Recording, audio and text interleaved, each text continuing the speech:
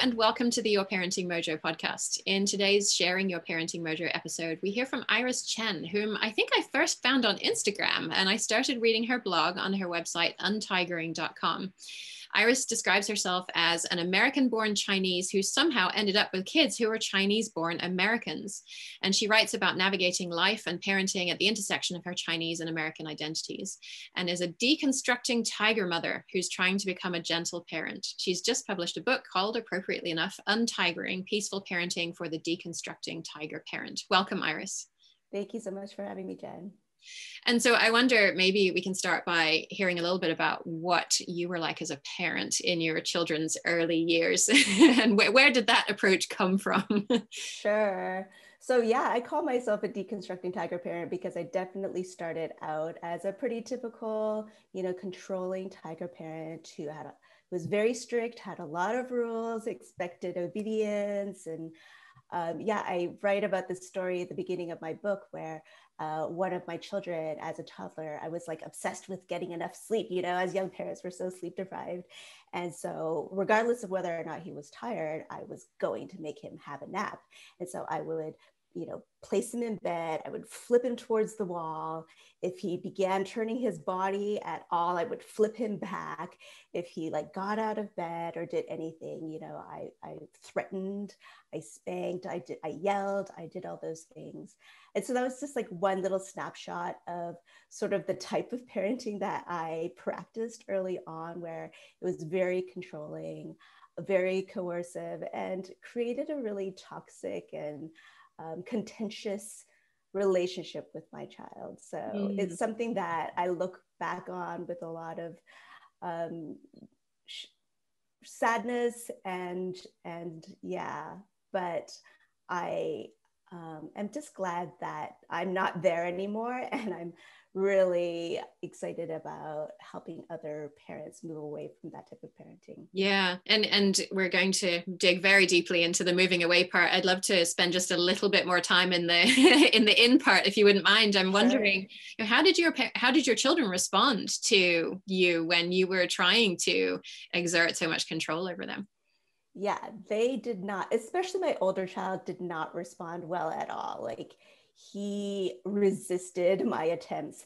And I just thought that my responsibility was then to push harder and to, it was a battle of the wills and I was going to win. That's what I believed was my responsibility. And so I came down harder. I had harsher punishments. All of that. And it just kept on escalating and escalating to a point where I was at a loss. I did not know what else I should do, So I really began to question, but yeah, they did not respond very well. My second child was much more compliant. But my oldest child was very sensitive and overwhelmed easily. And I read that, I interpreted that as rebellion and disobedience. Yeah. And so, yeah, I came down harder on him. Yeah, I was also curious as I was reading as well about whether you saw yourself in either of your children's responses. Did you look back and think, oh yeah, I was like that as a child, or I totally wasn't like that, and why is my child like that? I think on the surface for me, I was a very compliant child, or I learned to be. Yeah. I learned to follow the rules. I learned to obey and do whatever was expected of me. But inside, I was always simmering with resentment. Yeah. And so what I saw in my children was sort of them feeling free to express their resentment in ways that I was never free to. I never talked back to my dad. I never, expressed, slammed the door. Well, I can't say I never slammed the door, but just a lot of ways that they were expressing their resistance to my control in ways that I was never free to. So when they began to do that, I'm pretty sure it took me aback because I was never allowed to do that. But as I began to dig deeper, I realized that those were also the feelings that I felt as a child. Nobody likes to be, shamed or threatened or punished in those ways. So yeah, I think as I dug deeper, I saw that they were really expressing things that I also experienced as a child. Yeah, and when we look back on this, I think it becomes more obvious that we can see that we created these walls between what the authentic us and the way we want to authentically show up in the world and what we know to be socially acceptable, and we think to ourselves, well, this is how I really feel, but my parent, whoever it is, cannot live with that, cannot accept that, and so I'm going to present this compliant view of myself to the world, but that the other part of us didn't go away, right? Right, exactly. So I think there are ways that, like, in some ways, maybe my parents felt that they had raised a good daughter, but there was a wall that was created because of that, because I couldn't show them parts of myself. I couldn't really be who I really was in front of them because that was not accepted. Yeah. Yeah. And you wrote in the book as well about how some of this has roots in your parents' traumas and the traumas that they've experienced. And I think that for so many of us, I mean, it's pretty uncommon, I think, for parents to have not experienced trauma of some kind. And our parents experienced their own traumas as well. And how did you see that play out in your family? How did that dynamic show up? Well, I think as a child, we don't really unpack that because we don't know what our parents' traumas are, right? So all we're reacting to is how they're treating us. And so, yeah. But as I got older, as I became a parent myself, understanding their story more, yeah. So I'm a child of immigrants, and my parents experienced a lot of trauma as children, poverty, the loss of parents, war. My dad fled from mainland China to Hong Kong as a refugee. All of these things that obviously, change who you are and shape who you are.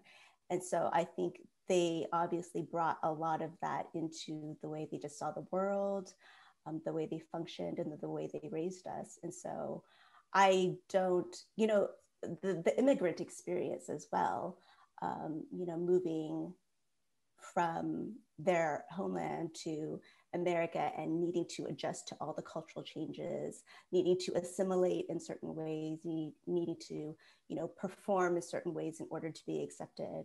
So yeah, all of that were things that I internalized and I picked up as a child.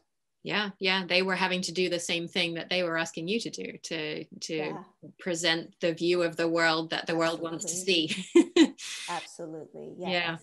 Yeah, that's so hard. And so so the main sort of thrust of your book and of your work writ large is this idea of untigering. So can you tell us about what is untigering? Sure. I just made up this word because I felt like it described my own experience of trying to detox and dismantle tiger parenting in my own life, but both as someone who was tiger parented and one who had tiger parented my own children. So it's really this process of like moving away from controlling, coercive type of power over dynamic with children and to a much more peaceful parenting, respectful parenting paradigm. Mm-hmm. So it's definitely a process. It's not like a state or like you've arrived, you are now, it's definitely a process and one that I continue to be in and day out. Mm-hmm. Okay. And so parents who are thinking about this and maybe recognizing themselves as potential tiger parents from the way that you've described interacting with your children might be thinking, okay, so she's a permissive parent now. Are you a permissive parent?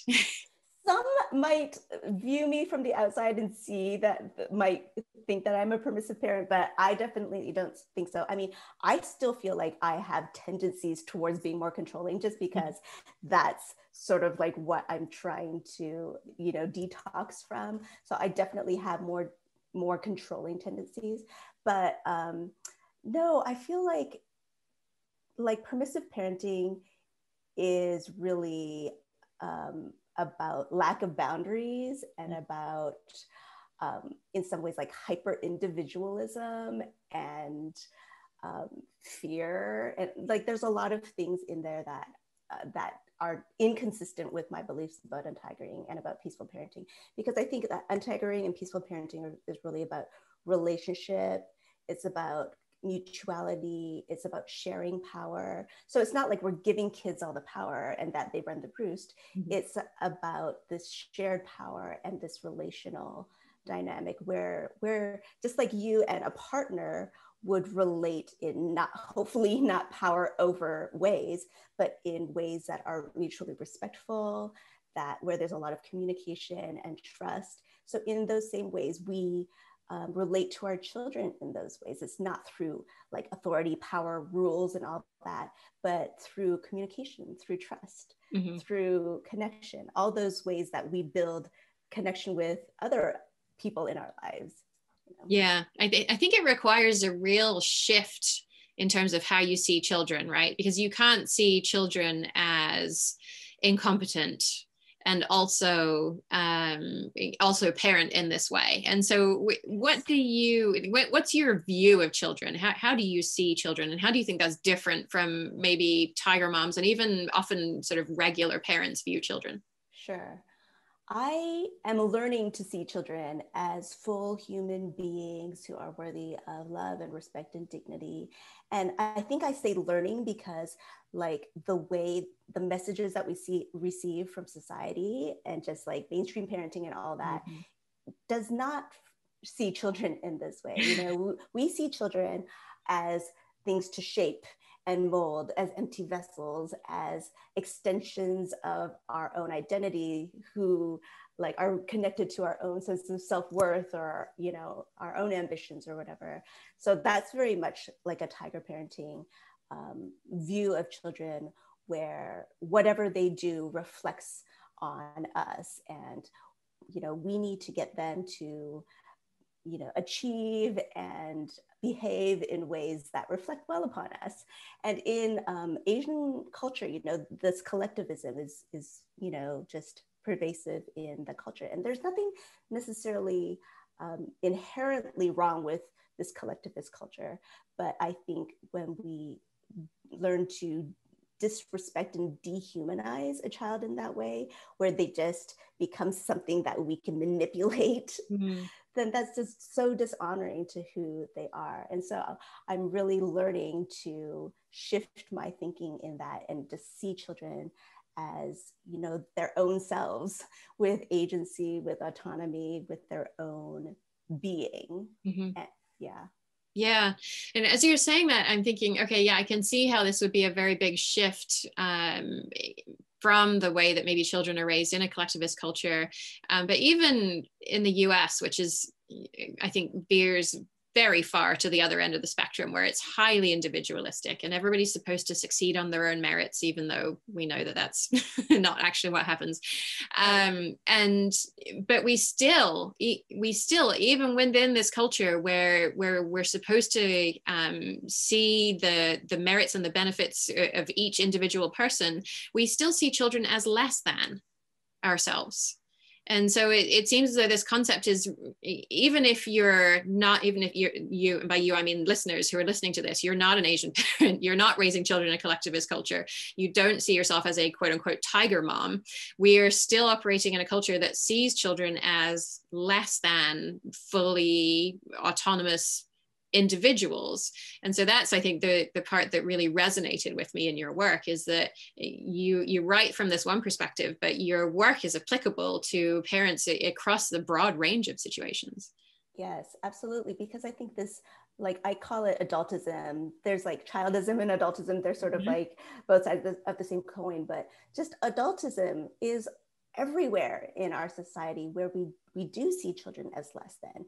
We believe that adults have the right and the responsibility to do things to children in ways that are totally unacceptable to adults, that we Mhm. would never allow to be done to adults. You know, we control what they eat, what they wear, how we educate them, you know, all like the range of things. Parents feel like it's absolutely our right to do so. And so it's something that we really need to challenge and to question, like, do we see children as less than human beings, really? And how can I begin to shift that so that I do see them as a human being and respect them as such? Yeah, yeah. And I think it most clearly came home to me when someone asked, if we're going to respect them as fully human beings, as adults, maybe when they leave our house, when does the shift happen? Like, when do we start respecting them? Does it happen at the moment they leave our house, or did it happen at some point in the intervening years? And what did they have to do for us to respect them? Right. So is respect something that they need to earn? Exactly. Yeah. Or is it just something that we as all human beings are naturally, hopefully, imbued with, that worthiness, that dignity, that desire and need for respect? Yeah, and just kind of staying with that the dichotomy idea for a bit, because I think it makes your book so relevant to such a broad group of people. I thought it was really interesting. I didn't know this about the contrast between the way Chinese parents and white parents view what's going to come out of the effort that they pour into their children. And from your perspective, Chinese parents put so much effort into raising their children because their children will be obliged to take care of them in later life. And white parents don't necessarily have the same expectation, but they at least want the child to make enough money so that they're not coming around and asking the parents for money over and over again. That seemed to me to be the kind of the comparable situation. And then I was thinking, okay, what are the commonalities? Well, cutting across both groups is this idea that when we get our child into this elite school and they go on to the job at the consulting company or the investment banking firm or wherever it is, that society is then going to say, you know what, parent, you did a good job. And so I was thinking, well, what's there? What are the implications of moving toward an approach where that's not a goal for us? How do you see that? Yeah, so in my book, I do talk about like redefining our ideas of success as parents and how we sort of need to separate our own ambitions and our own desires from our children's, because again, that's just a way of, like, one term that I use is if we're passing on our own ideas of success to our children, it's really a way of like colonizing their lives, where we have our own ideas and we're going to come in and take over and create this world that may be totally irrelevant to them, maybe something that they don't want themselves. They haven't consented to it. And so how can we as parents really like create for ourselves our own lives, our own, like really step into our own dreams and ambitions so that we don't project them onto our kids, and then allow our kids to fully explore and realize for themselves what their own definitions of success is, So for myself, I am an unschooler. So I, really try to follow the lead of my children and to see, okay, what are your passions? Who are you uniquely made to be? That's not the same as me. Like for me, I am sort of like more of a creative mind, a quiet mind. I like to read, I like to write, but my kids are total gamers, right? And so like that, I can't sort of force my own definitions of what I think is valuable onto them, because they are their own people. And so I think, whether or not you're Asian or not, that's something that we can really learn to, just honor the consent of our children, really trust that they are the experts of their own lives. And I think, when I talk about transactional relationships within Asian culture, this is very sort of something that I observe, that a lot of relationships within Asian culture are very contractual, like it's mutual, it's like, I do something for you, you do something for me. But within a parent-child relationship, especially, I think that just makes a child feel very insecure, because then it's very conditional, right? Like if there's an expectation, there's a lot of pressure and a lot of duty. And what I have learned, because I'm still part of an Asian culture and my Asian family dynamics, is that when I feel more free to make those choices for myself, I do want to honor my parents. I do want to give back to them. I do want to like gift them and help support them or whatever.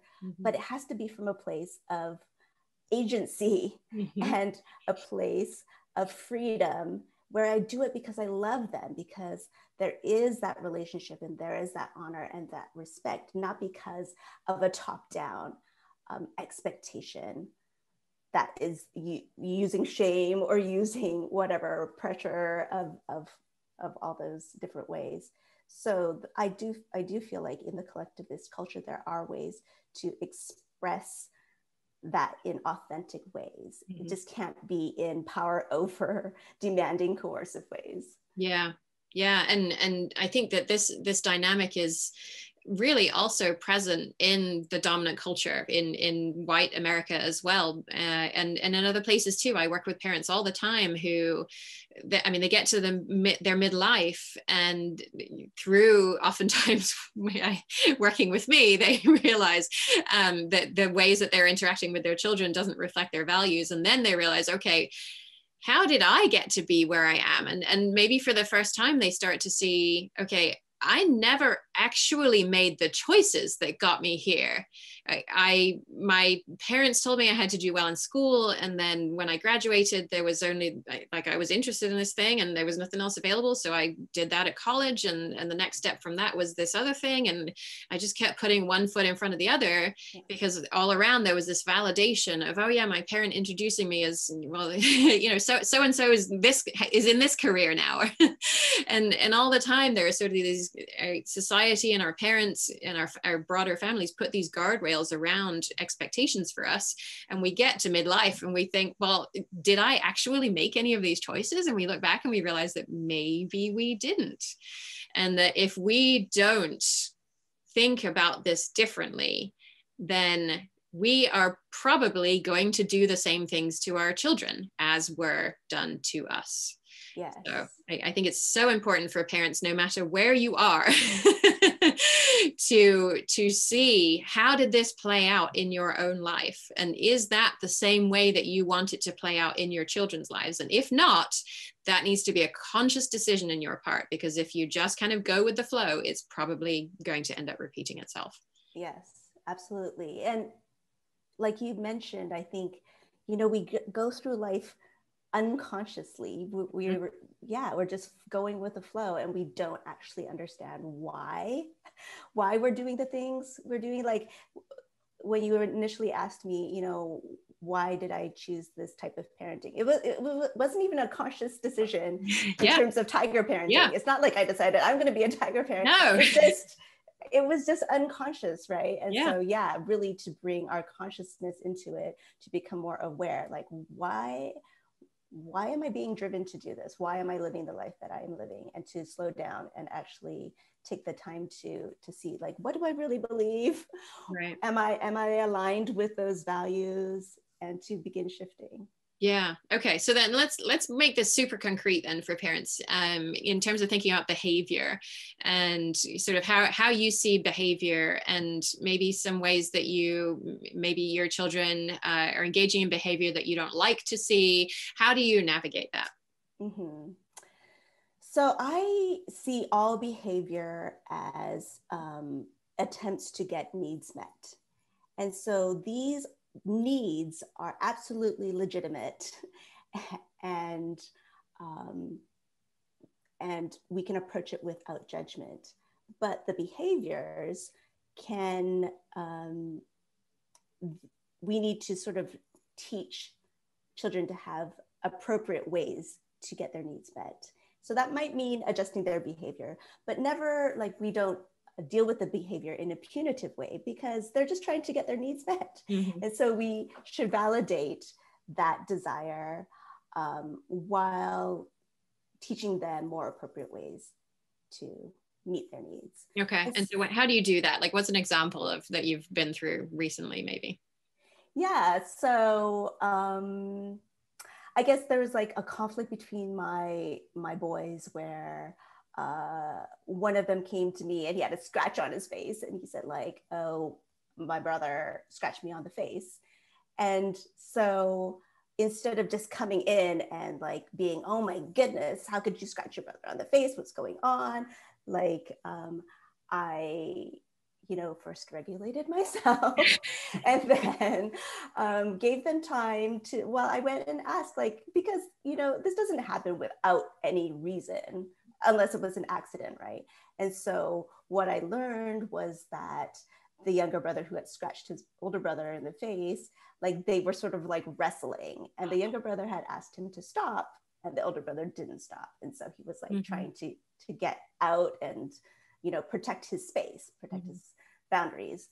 And so I think just understanding that, like not coming at it from like a punitive way where like, okay, you shouldn't have done that, you need to stop, you need to separate, whatever, you're in trouble. It's like trying to understand, okay, why did you do that? What was going on?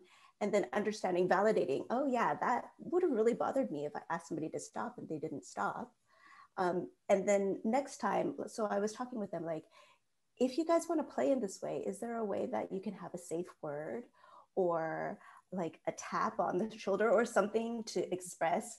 Because then the older brother was like, oh, I didn't hear you, so that's why I didn't stop, right? Yeah. So like just then giving them tools to be able to like, okay, you want to wrestle and that's totally fine, but are there safer ways so that you guys don't hurt each other, right? So yeah, that's just one example that came to mind about not judging the behavior and not punishing the behavior, but understanding what's the underlying need, and then trying to give them more tools to meet them in appropriate ways. Yeah, and I think what's key there is, I hear so often from parents, I've told my child over and over again why it's really important that they do X, whatever activity X is, or not to do activity X. But I so rarely hear that they have truly heard the child's perspective in this and what's going on for the child. And you're talking about, and that particular example was something that happened in the moment, but very often there is even deeper stuff underlying it as well, where, oh, well, something happened at breakfast and that didn't feel fully resolved to me. Or even deeper than that, I'm kind of feeling like you're paying more attention, you parent are paying more attention to my sibling than you are to me. And I'm feeling as though I don't have the connection with you that I need. And so peeling back those layers, I think, is super, super important. Yes, absolutely. Yeah.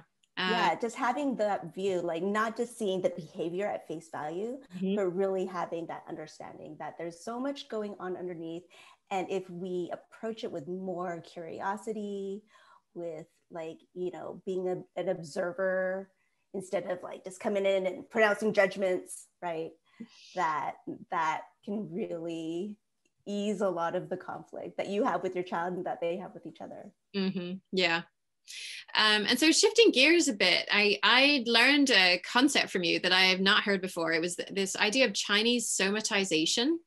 And I'm about to start a series of episodes on the intersection between the brain and the body. And I wonder, firstly, you can define what is that phrase? Sure. So I think this is just a trend that researchers found of people within Chinese culture who express emotions, particularly emotional distress, through their bodies rather than through like emotional or mental issues.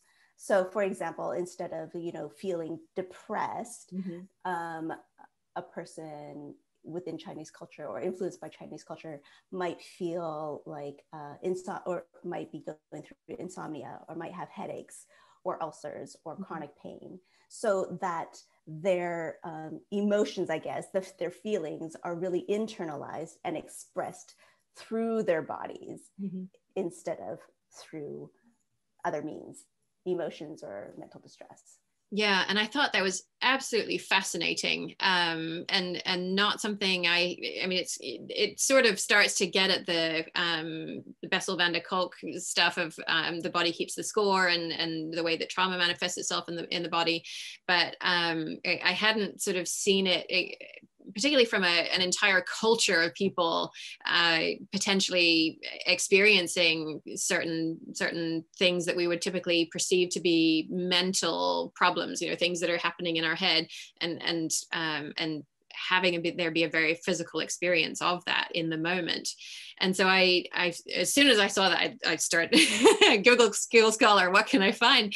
And I couldn't find much, unfortunately, but I did find a study that said that there was a link between parents who didn't meet children's needs most of the time at around age 18 months and somatization appearing at around age 5 years, and also a connection between adult attachment insecurity and somatization.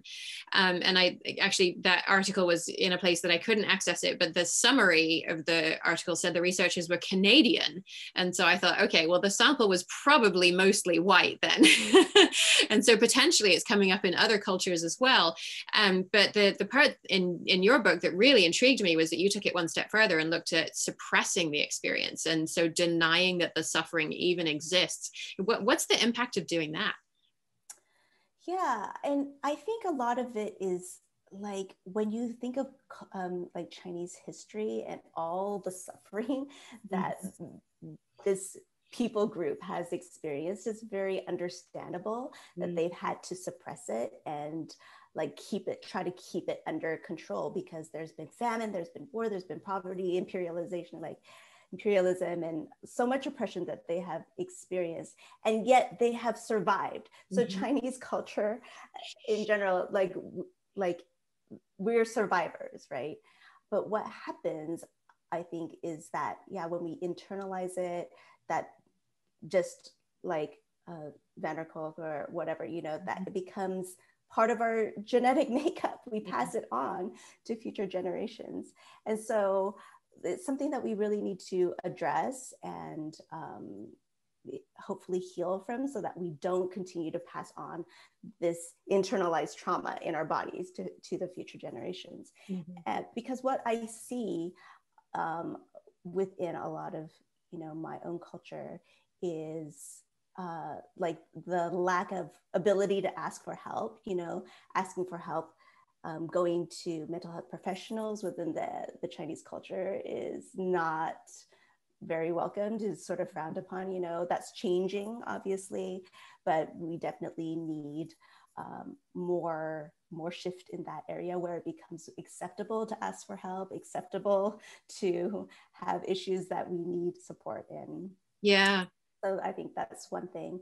I think another thing is also just, it really keeps us from being empathetic and compassionate to other people who are suffering.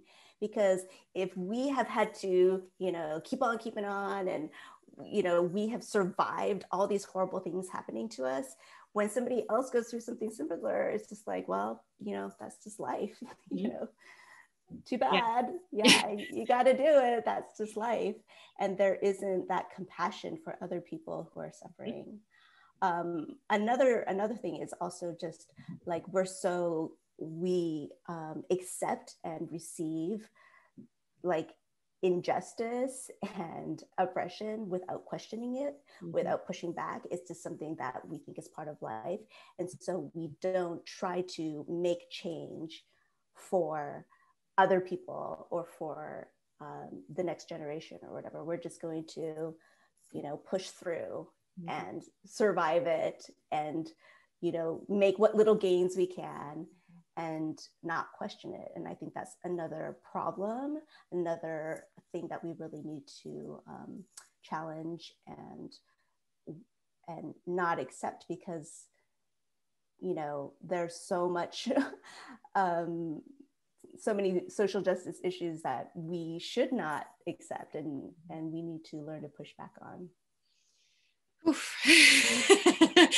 Yeah, there's a lot in there.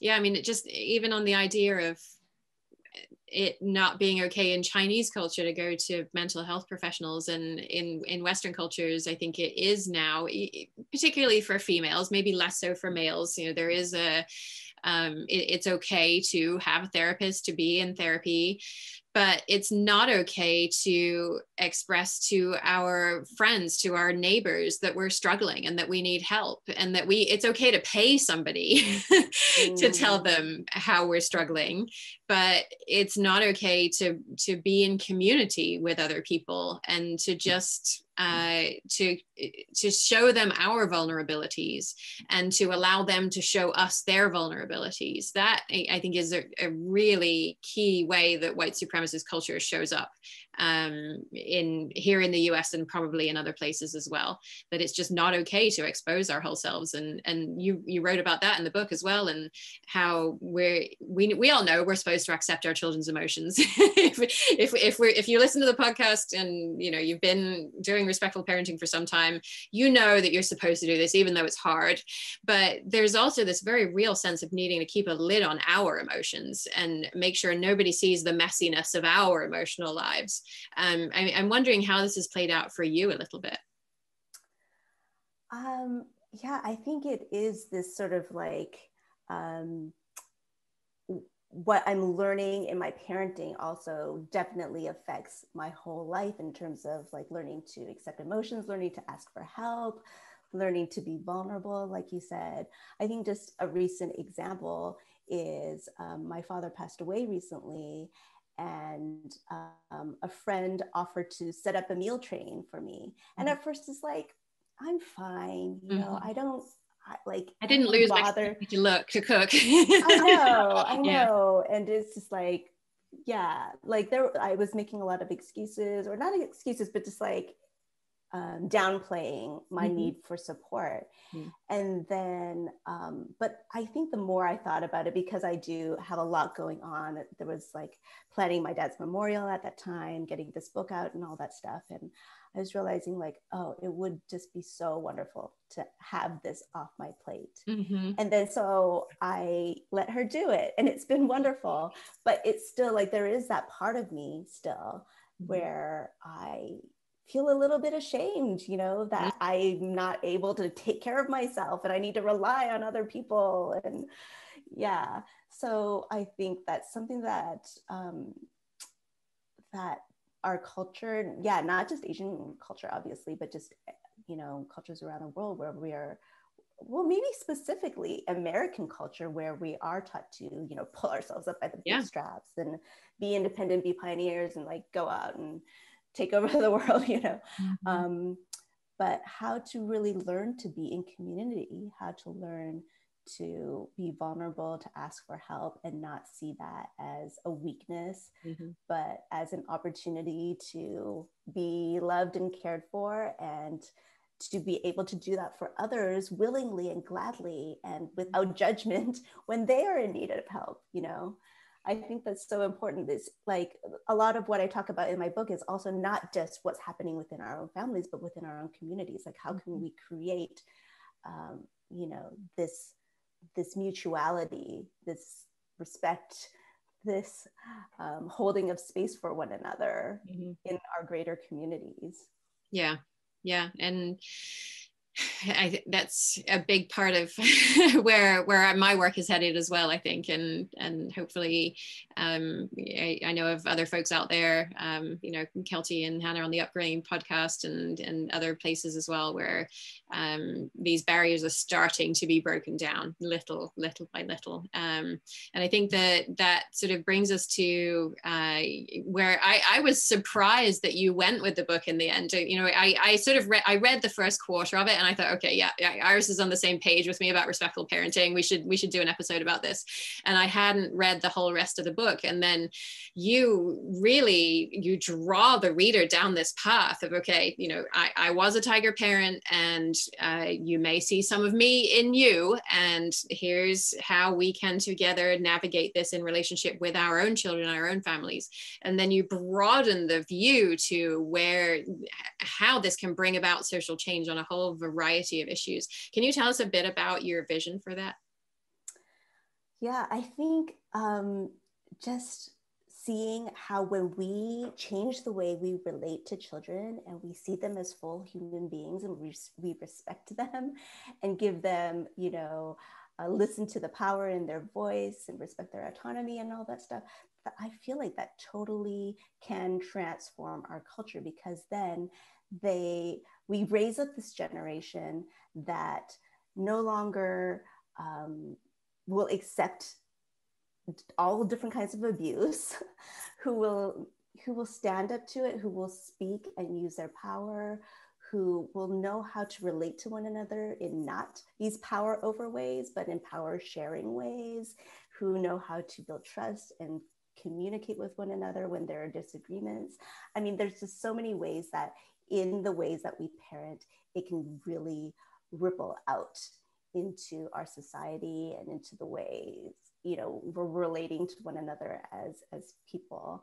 And so it really is my hope that it can start there, but it can also start in the bigger ways too, where we're recognizing how the bigger issues also affect. So it's not just like this one way of like inside out, but it's also obviously outside in, where the cultural influences around us are affecting the way that we parent, and how to question it, how to challenge that, so that the cultural messaging around us is also changing. Mm-hmm. So yeah, I'm hoping, and I'm seeing it, just through your podcast, through all these different resources out there now. Hopefully, what we consider mainstream parenting is going to shift, so that these, strategies that are dehumanizing will begin to, fall away, and we recognize that those are no longer acceptable. Mm-hmm. Just like that has happened for us, where things that our parents used and were acceptable to them are no longer acceptable now.